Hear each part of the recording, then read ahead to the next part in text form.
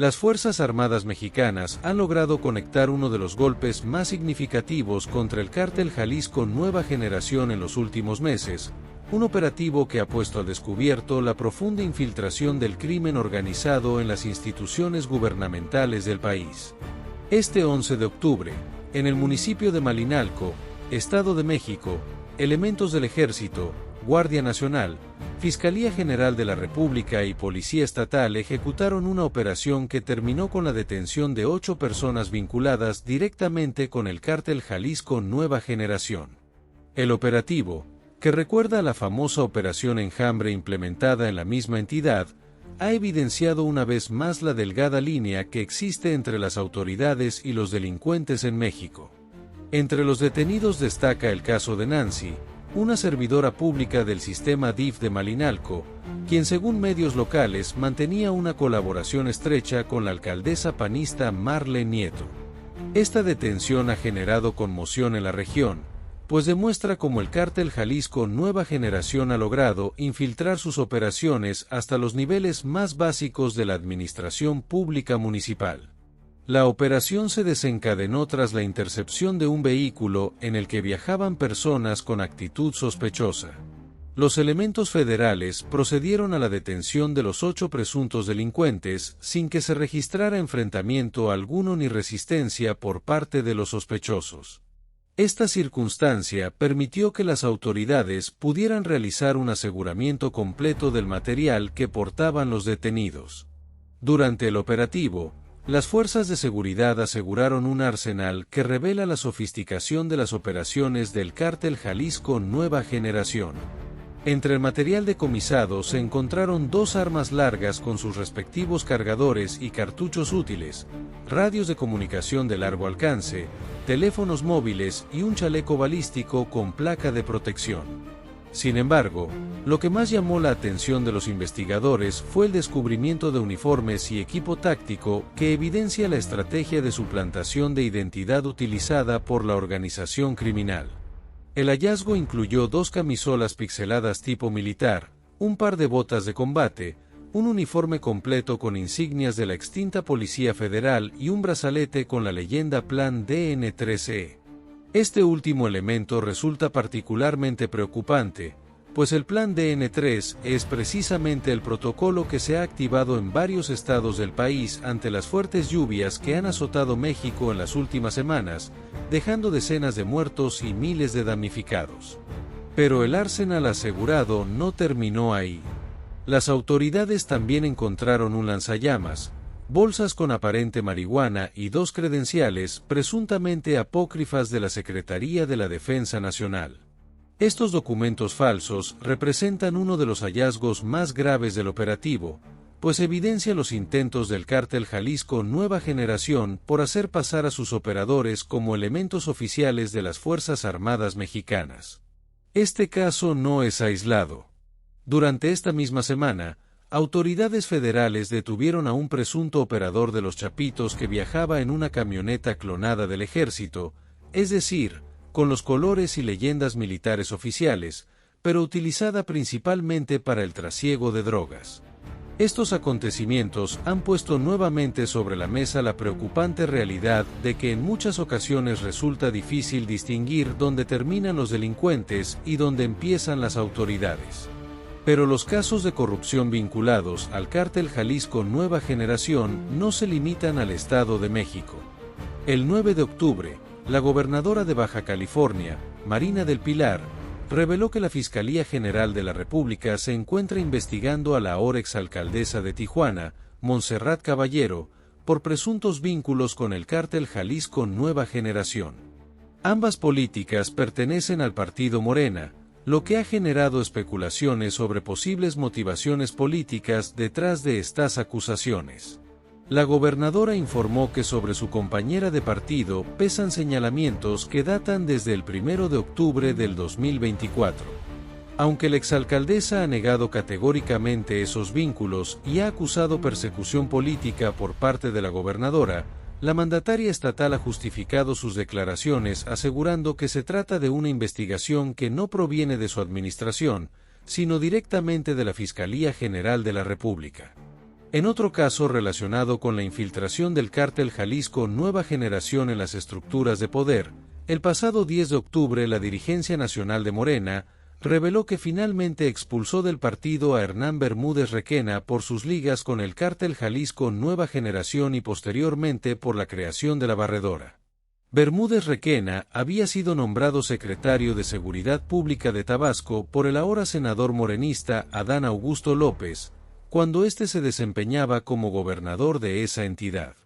Finalmente, después de varios meses de investigaciones y de casi un año de proceso, el partido Morena decidió echarlo de sus filas. Sin embargo, el senador Adán Augusto López corrió con mejor suerte, pues recibió el respaldo de la dirigencia nacional del partido, que declaró no tener conocimiento de alguna queja presentada ante la Comisión Nacional de Honestidad y Justicia en su contra. Mientras se desarrollaban estos operativos contra la corrupción, las Fuerzas Armadas también lograron otro golpe significativo contra el narcotráfico internacional. Elementos federales informaron el 11 de octubre sobre la detención en Quintana Roo de Micael Michalí, identificado con el alias del Griego y requerido por autoridades de Suecia por delitos de tráfico de armas, narcotráfico y operaciones de lavado de dinero. En el mismo operativo fue detenido Tomás Alejandro, acusado de ser su operador financiero y logístico en territorio nacional. De acuerdo con las autoridades, tras varios trabajos de inteligencia, iniciaron un operativo en la carretera Cancún-Mérida con el objetivo de detenerlos por sorpresa y sin que hubiera disparos de por medio, como finalmente sucedió. Este caso demuestra la presencia de redes criminales internacionales operando en territorio mexicano y la capacidad de las autoridades nacionales para cooperar con organismos de seguridad de otros países. Sin embargo, no todos los operativos han concluido de manera exitosa para las autoridades. En Michoacán, la madrugada del 11 de octubre fueron reportados bloqueos, balaceras y quema de vehículos en distintos puntos de la región de Pátzcuaro, principalmente en los municipios de Pátzcuaro y Sinsunzan. El primer incidente ocurrió en la comunidad de Tsurumútaro, municipio de Pátzcuaro, donde un grupo de sicarios incendió una camioneta y dañó otros vehículos, incluyendo un autobús y un tráiler que presentaba neumáticos ponchados y huellas de proyectiles. En el mismo municipio, sobre la carretera Pátzcuaro-Uruapan, a la altura de la comunidad de Bonillas, fueron reportadas más unidades quemadas, así como la presencia de hombres armados de manera simultánea. Otro grupo actuó en Sinsunzan, a la altura del crucero de Sanabria, donde los delincuentes utilizaron un autobús y dos vehículos para bloquear los dos carriles de la carretera Quiroga-Pátzcuaro. Los narcobloqueos no se limitaron a esos puntos. En la carretera Pátzcuaro-Chincua se utilizaron al menos 6 vehículos para bloquear 2 tramos carreteros. En la desviación hacia Sanabria, un autobús y un vehículo Nissan fueron empleados para obstruir el paso, mientras que en el área de Bonillas se reportaron narcobloqueos adicionales con un automóvil, 2 autobuses y una camioneta. En respuesta, las Fuerzas Armadas desplegaron un fuerte operativo por tierra para tratar de pacificar la zona, aunque al momento no se ha reportado la detención de personas relacionadas con estos hechos. La violencia también ha cobrado víctimas civiles. José Guadalupe, quien había realizado una transmisión en vivo en redes sociales para denunciar los baches en la carretera Aurireo en el municipio de Salvatierra, Guanajuato, falleció el 11 de octubre tras ser atacado a balazos durante su denuncia ciudadana. Durante esa transmisión se apreció como 2 personas que pasaban a bordo de una motocicleta dispararon contra José Guadalupe, quien desde el 7 de octubre se había debatido entre la vida y la muerte. Al momento no se ha reportado la detención de ningún responsable por este crimen. En Sinaloa, la situación de violencia también se ha intensificado. La madrugada del 10 de octubre, 2 elementos de la Guardia Nacional y uno de la Policía Estatal Preventiva fueron atacados a balazos mientras viajaban en una camioneta particular en el sector de Bachihualato, sobre la calzada del aeropuerto en Culiacán. El hecho ocurrió alrededor de las 3 de la madrugada entre las calles Federico Gamboa y Victoriano Álvarez. El policía estatal Jesús Enrique, de 23 años, resultó herido de gravedad y falleció minutos después en una clínica particular. Los 2 elementos de la Guardia Nacional lesionados, que resultaron ser una pareja de esposos, fueron trasladados a un hospital. De acuerdo con los primeros reportes, el policía estatal se desplazaba en su camioneta cuando fue interceptado y atacado con armas de fuego, mientras que los agentes de la Guardia Nacional fueron víctimas ajenas a la agresión, según informó el ayuntamiento. Otro incidente similar había ocurrido la mañana del 1 de octubre en las inmediaciones del Polideportivo y la base de la corporación en el fraccionamiento Valle Alto en Culiacán. Tras el reporte de detonaciones, elementos de los 3 órdenes de gobierno acudieron al sitio y localizaron a un agente lesionado por esquirlas, quien tuvo que ser hospitalizado. La Secretaría de Seguridad Pública y Tránsito Municipal informó que el policía lesionado fue identificado como Jesús Alberto, quien fue reportado fuera de peligro y bajo observación médica. Según las autoridades, sicarios a bordo de una camioneta pasaron por la caseta y dispararon contra ella para darse a la fuga sin ser identificados. Este 11 de octubre, personal del ejército que realizaba trabajos de prevención en el municipio de Elota en Sinaloa fue agredido por sicarios en las inmediaciones del poblado de La Ensenada. Esa agresión derivó en un enfrentamiento en el que 2 presuntos sicarios fueron abatidos. En el lugar, las autoridades aseguraron fusiles, una ametralladora, explosivos de fabricación artesanal, cargadores, cartuchos y un vehículo. A pesar de que todo comenzó con un ataque sorpresa contra soldados, autoridades informaron que no hubo heridos por parte del ejército.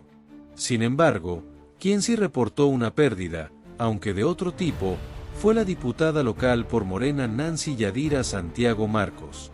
Este 10 de octubre, 2 hombres armados le robaron a la legisladora una camioneta evaluada en $500,000. Dentro del vehículo quedaron identificaciones oficiales, entre ellas la visa y el pasaporte de la diputada. Al momento, las autoridades continúan con la búsqueda de ese vehículo. En medio de toda esta violencia y operativos contra el crimen organizado, las Fuerzas Armadas mexicanas están ejecutando simultáneamente el operativo más grande de los últimos años, el Plan DN3E. Este plan cuenta actualmente con casi 10.000 elementos federales desplegados para atender a los miles de damnificados por las lluvias que han azotado diversas regiones del país. Las intensas precipitaciones han dejado hasta ahora 44 muertos y 139 municipios afectados en los estados de Veracruz, Puebla, Hidalgo, Querétaro y San Luis Potosí, según la última actualización oficial.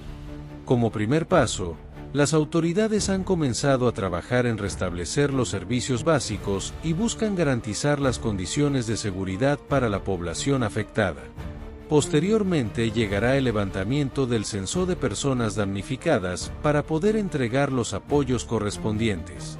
Hay más de 6.000 elementos de la Defensa Nacional trabajando, más de 3.000 elementos de la Marina participando en las labores de rescate. Son cerca de 250 máquinas entre la Secretaría de Infraestructura y Comunicaciones, Marina y Defensa que están trabajando para la apertura de caminos y vialidades. Se han establecido puentes aéreos en varias de las localidades que estaban completamente incomunicadas y las autoridades continúan informando y trabajando derivado de esta crisis humanitaria.